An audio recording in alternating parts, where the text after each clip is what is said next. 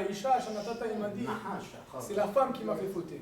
Il n'a jamais accepté, jusqu'à que, c'est intéressant, le Midrash il ramène, on sait très bien qu'Adam Arishon, il a vécu 930. C'est qui a vécu 970? C'était 70, c'était David Amélie. Non, 930.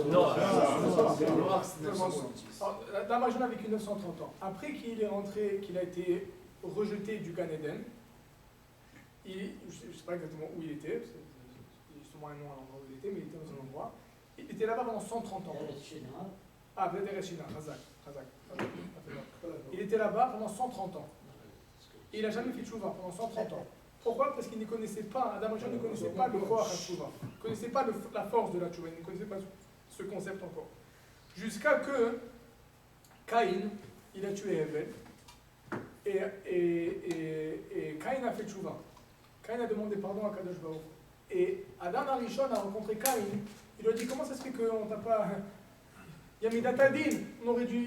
Tu as tué Hevel. Hachem aurait dû te tuer direct. Il a dit non, j'ai fait tchouva.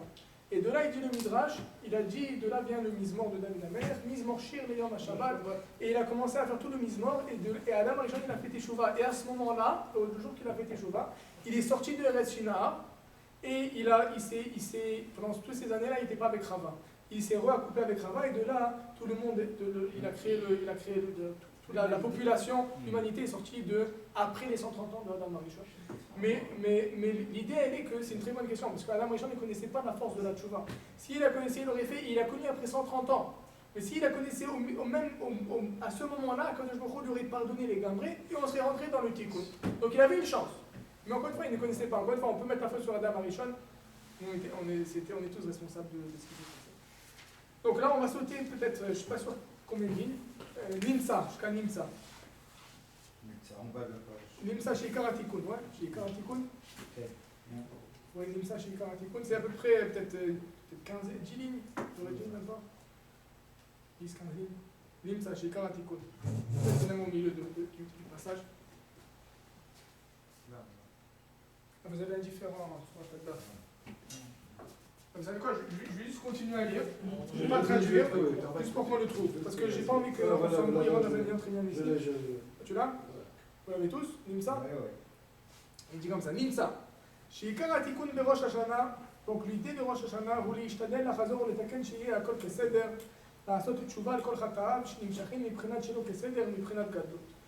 La teshuva par excellence à Rosh Hashanah, évidemment, Rosh Hashanah, il faut penser, il faut faire teshuva sur ses fautes. Mais le plus important, encore une fois, c'est ce ressentiment profond, pas superficiel, profond, de ressentir, de se rabaisser. Ou les vatel atzmon Hashem itbarach, et de se mévatel entièrement devant Hashem, bevitul gamour, avec une annulation complète.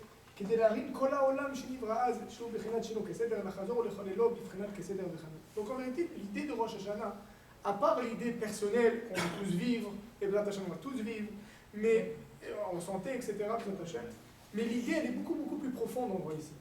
En vérité, on a une charge à Rosh Hashanah de réparer la faute de Adam Arishon. Et ça se fait vraiment. On est vraiment en train de le faire, c'est-à-dire c'est pas une blague là, c'est-à-dire c'est pas maintenant, c'est vraiment ça notre rôle à Rosh Hashanah. À Rosh Hashanah, Adam Arishon, c'était le jour de Rosh Hashanah. C'était Aleph Tishrei, ce qu'on est aujourd'hui Rosh Hashanah. Aleph Tishrei, c'est le jour où Adam Arishon a séparé Shelo Kaseder du Kaseder.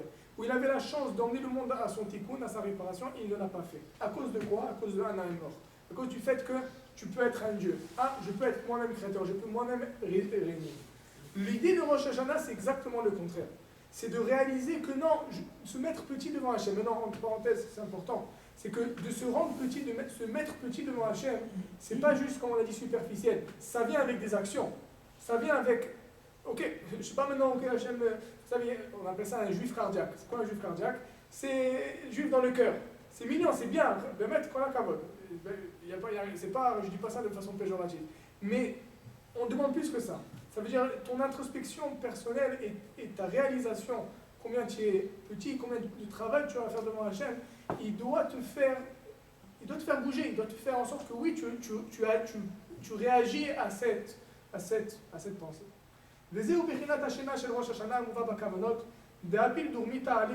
Maintenant c'est intéressant, c'est un concept dans les kavanot du Harizal, mais c'est aussi dans la réalité, ça s'est vraiment passé. Qu'est-ce qui s'est passé dans la réalité?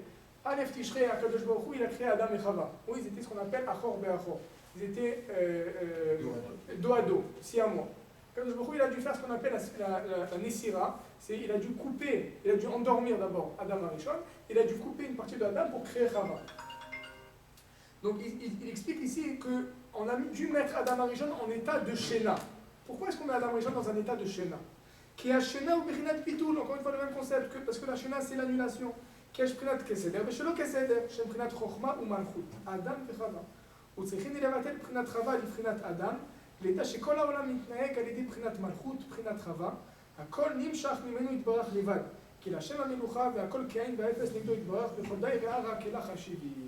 C'est intéressant, ce concept-là de Kaseder, Veshelo Kaseder, on le revoit partout. Dans toute la création, il existe. L'homme et la femme, Adam et Chava.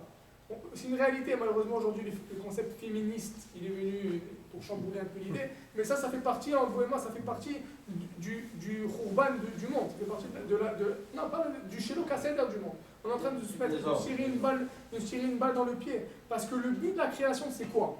C'est quoi le but de la création? C'est que le Shelo Kaseder, il soit mitbatel au Kaseder. C'est quoi Shelo Kaseder?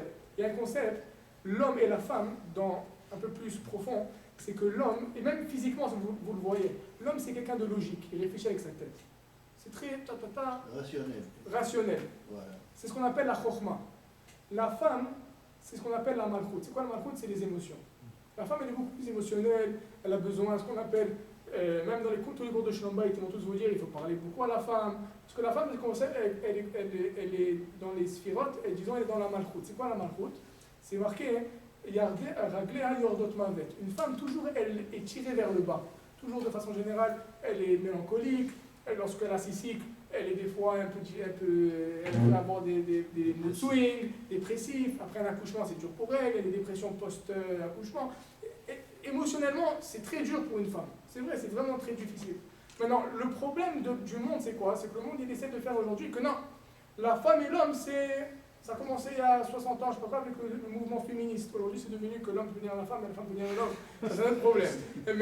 Mais le mouvement féministe, il a commencé comme... C'est quoi l'idée du mouvement féministe? Non, la femme aussi, elle a la place. Mais c'est faux. C'est pas que c'est faux. La femme aussi, elle a sa place. Mais elle a une place très définie et qui est en vérité le tikkun du monde. La femme, elle fait partie du tikkun de la création. Pourquoi? Parce qu'à partir du moment que la femme, elle se mitbatel, elle s'annule. Une fois, ça ne veut pas dire qu'elle va se faire battre, ça ne veut pas dire ça. Ça veut dire qu'elle annule ses idées, elle se fait un avec son mari.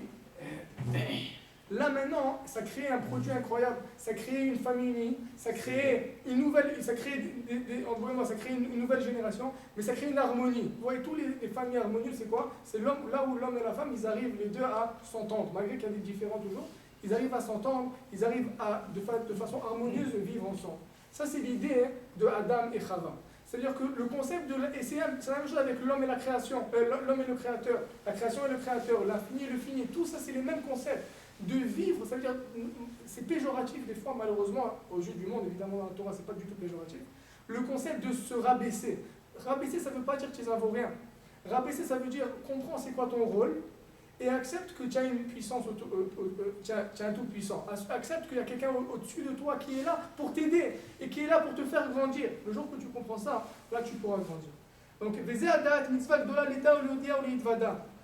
ce da'at, cette conscience-là de comprendre qu'il faut savoir s'annuler, c'est une grande mitzvah, il dit ici, de le faire savoir.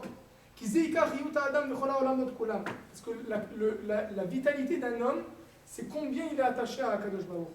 ועל ידי זה חוזר הכל כסדר כנ"ל, אבל בעת שרוצה להתגבר בחינת שלא כסדר, שהוא בחינת דינים, דהיינו בראש השנה שאז נברא העולם, שהוא בחינת שלא כסדר, ולא חטאו אדם וחווה וכולי כנ"ל, שעל ידי זה גרמו בחינת שלא כסדר, שהתגבר חס ושלום, על כן צריכים אז לבטל עצמו לגמרי בבחינת שינה, דהיינו לסלק ולבטל דעתו לגמרי, כי לא אין לו שום דעת כלל, רק להמליך אותו יתברך באמונה ובתמימות גמור ובשום חוק. Donc c'est intéressant, c'est pour ça que Yom Rosh Hashanah, le jour de Rosh Hashanah, c'est Yom Adin. Pourquoi c'est le jour de Pourquoi le Rosh Hashanah c'est Yom Adin, ce jour du jugement? C'est un jour de rigueur. Pourquoi? Parce que c'est le jour où en vérité il y a eu la création. C'est le jour où en vérité le monde il était shaky, comme on dit. Où est-ce que le monde va aller maintenant? C'est un jour de rigueur parce que maintenant il y a eu la place au Shelo Kaseder, la place à la dualité. Maintenant c'est à nous de faire en sorte qu'au Rosh Hashanah on retourne vers l'unicité d'Akadosh Baruch Hu. Shekol ze ikar avodatenu beRosh Hashanah v'Yom HaKippurim. שאנו עוסקים רק לגלות מלכותו בלי שום חוכמה. ותמלוך אתה השם אלוקינו, ומלוך עלינו מלכויות, זיכרונות, שופרות, c'est la même idée, c'est comme מלכויות. On dit ici, il remet plus loin, on va pas arriver donc je saute. Il dit malchouyot, c'est quoi malchouyot? Dans le Moussaf, oui, il y a 3 étapes au Moussaf. On dit des psukim de malchouyot, des psukim de malchout, on est mamli Hachem, après on fait le shofar. Après zichronot, après on fait le shofar. Shofarot, et on fait le shofar. C'est quoi l'idée? Ils disent comme ça. Megalin, c'est quoi malchouyot? Megalin shuitvarach melech haolam. Ki hu bara hakol u manig u moshel bakol. Déjà, la première idée, c'est malchouyot. On commence avec malchouyot. D'abord, sache, il y a un créateur. Sache qu'Akadosh Baruch Hu, il manie tout le monde, incluant toi. Ça, c'est numéro 1. Zichronot. C'est quoi zichronot? Il y a un concept dans la Torah qui s'appelle zichron de alma de ate. C'est quoi le zikaron? Le zikaron, c'est quoi? C'est pas juste le souvenir, mais c'est aussi la conscience. Souviens-toi. C'est quoi souviens-toi? Je me souviens. Ouais, à Québec, je me souviens. C'est quoi? C'est souviens-toi, réalise. Réalise. C'est pas juste un souvenir passé. C'est réalise. Souviens-toi à chaque instant de ta vie, à chaque étape de ta vie, à chaque moment de ta vie. Souviens-toi, c'est qui est au-dessus de toi. Ça, c'est zichronot. Et shofarot, ici on l'a vu au début de façon très subtile, mais il va le développer un peu, mais on ne va pas y arriver. Shofarot aussi, c'est quoi l'idée de shofarot? Le Harizal aussi, il ramène, c'est très intéressant. Encore une fois, pas que je comprends beaucoup ce qu'il dit, mais juste par rapport à ce qu'il ramène ici, par rapport à d'autres, j'ai étudié aussi avec Michael un peu cette semaine, on avait des petits concepts sympathiques. Donc, un peu ce que j'ai compris de tout ça, c'est quoi shofarot? Shofarot, c'est on ramène aussi encore une fois toutes les idées du shofar, tous les psukim du shofar. Mais c'est quoi l'idée du shofar à Rosh Hashanah? Tout le concept de shofar à Rosh Hashanah, le Harizal il dit, c'est que maintenant l'année elle est passée. Tu arrives maintenant à ce qu'on appelle Prinat Shena. Tu te mitbatel, tu te rabaisses devant Kadosh Baruch Hu, et là tu fais le shofar. C'est quoi le shofar? On a dit c'est un cri. Le Harizal il dit que lorsqu'une personne elle fait le shofar, elle arrive, de par son cri du cœur, de par le son du shofar, elle arrive à toucher à ce qu'on appelle des mochin, ce qui veut dire de l'intellect, une conscience divine, qu'on ne peut pas accéder à cette conscience-là toute l'année. On arrive à ce qu'on appelle tap-in, on arrive à accéder à une clé, à un endroit qu'on a dans le Shamaim, à ce moment-là du shofar, que toute l'année on ne peut pas nécessairement accéder. Maintenant, qu'est-ce qu'on gagne en accédant là-bas? C'est quoi des mochin? Des mochin, c'est quoi? C'est un concept de hitrachut. Ça veut dire quoi hitrachut? De se renouveler. Baruch Hashem, l'année elle est passée. Comme on dit, Tichle Shana Vikilelotea, Tachel Shana Uvichotea. On veut terminer l'année avec tous ces klalotes. Et même, Baruch Hashem, les bonnes choses, on veut qu'ils soient mieux. On veut entièrement se renouveler. Renouveler notre esprit, renouveler nos forces. Entièrement arriver à un renouvellement. S'améliorer. Le shofar, qu'est-ce qu'on fait avec le shofar? C'est ce qu'on appelle l'Itorerut Hashena. Le shofar, il arrive, et spirituellement, c'est ça ce qui se passe au moment du shofar. Ne pensez pas, c'est juste, évidemment, on a tous cette avoda à le faire, mais spirituellement, ça se passe. Ça veut dire, c'est un moment propice pour arriver à ce niveau-là. On arrive maintenant à s'améliorer et à recevoir une nouvelle conscience. Une personne qui arrive à se rabaisser à Rosh Hashanah et réaliser qu'Akadosh Baruch Hu il est présent, mais il va vivre avec cette conscience toute l'année. Tu arrives à accéder à une conscience d'Hachem à Rosh Hashanah, à réaliser qu'Akadosh Baruch Hu c'est lui le roi, et moi je suis rien. Maintenant, encore une fois, c'est facile de le dire de façon très générale. Dans tous les aspects de ta vie. Maintenant, notre avoda à nous tous ce soir, et toujours, c'est de réaliser, de prendre ce shiur-là et de réaliser comment il peut arriver dans tous les points de ma vie. Comment faire qu'il vit ce shiur-là, il vit dans tous les points de ma vie. Comment être mamli Hachem dans tous les petits détails de ma vie. Et que lorsque je vais être capable de faire ça, je puise ma force de toute l'année du shofar de Rosh Hashanah. De Rosh Hashanah de façon générale, mais surtout du shofar de Rosh Hashanah. Lorsque je saute sur le shofar, Raphaël, tu as une grande responsabilité. Tu es mamshir ça, tu donnes cette force-là à tout le kahal. Que le kahal maintenant, il arrive à puiser ce qu'on appelle de bina. C'est quoi bina? On va pas entendre ça. Mais il arrive à puiser d'un trio, la bina de la sagesse, d'un très haut niveau de sagesse, pour arriver maintenant à l'emmener à chacun de nous à notre niveau et de s'améliorer et d'arriver à une conscience beaucoup plus forte que Akadosh Baruch Hu, il est melech al kol haolam kulo. Et ça, c'est pour ça, pour répondre à la question qu'on a demandé tout à l'heure, c'est pour ça que d'abord tu commences avec Rosh Hashanah et ensuite tu continues avec Yom Kippour. Parce que sans passer par la Shena, qui est le sommeil, qui est l'annulation, et ensuite le réveil du sommeil, et ensuite la réalisation, c'est ça le réveil du sommeil, ça le shofar, la réalisation que Akadosh Baruch Hu, c'est lui qui est Moshel, c'est lui qui est Melech al kol haolam. Sans cette réalisation-là, ta teshuva, elle est manquante. Et c'est pour ça que Rosh Hashanah, c'est Trilat Aseret Yom Teshuvah, c'est le début d'Aseret Yom Teshuvah. C'est encore une fois la même idée. Comme ça qu'on commence à Teshuvah. Avec cette réalisation, Baruch Adonai Olam,